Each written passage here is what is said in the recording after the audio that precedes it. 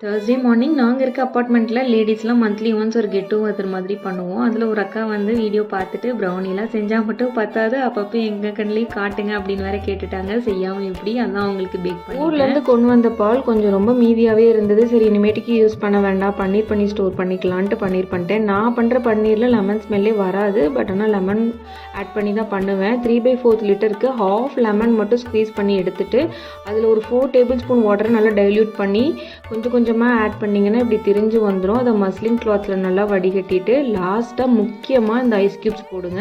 இல்லைனா cold water இருந்தால் cold water add பண்ணுங்கள். அது அப்படியே ஒரு 1/2 hour கிட்ட செட் பண்ண விட்டுருங்க.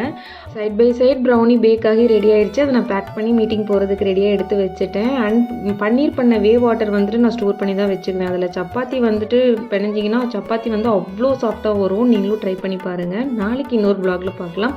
பாய்.